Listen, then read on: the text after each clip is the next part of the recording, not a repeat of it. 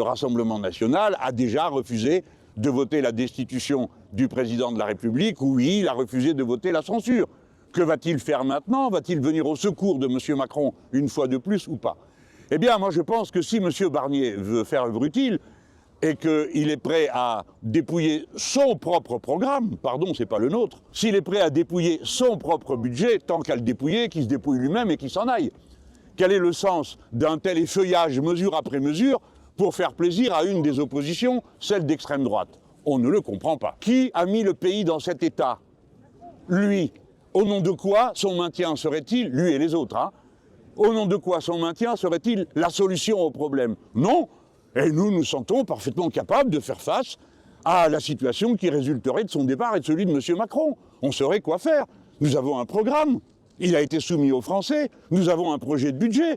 Nous venons de faire la démonstration que pour la partie recettes, nous amenions la situation du budget de la France en dessous des 3% de déficit. Nous savons faire, pas eux. Voilà. Voilà la vérité, M. Barnier. Alors bon, on ne lui en veut pas, il est là pour ça. Et il essaiera de grappiller jour après jour, heure après heure, quoi?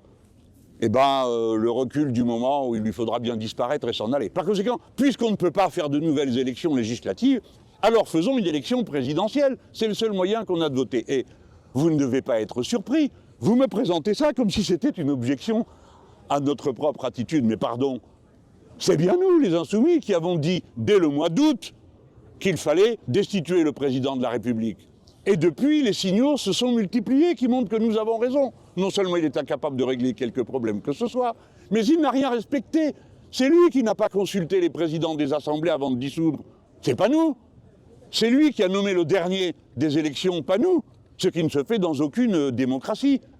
Voilà la vérité de la situation de M. Macron. Et d'ailleurs, pourquoi a-t-il dissous la précédente Assemblée nationale, si on peut se permettre de poser des questions un peu insolentes? Pas parce qu'il avait perdu l'élection européenne, n'est-ce pas? Et il a dit qu'il fallait faire un effort de clarification, et que c'est pour ça qu'on votait, pour ça qu'il dissolvait l'Assemblée. Avez-vous l'impression qu'on ait gagné en clarté depuis, que les choses soient plus nettes et plus claires?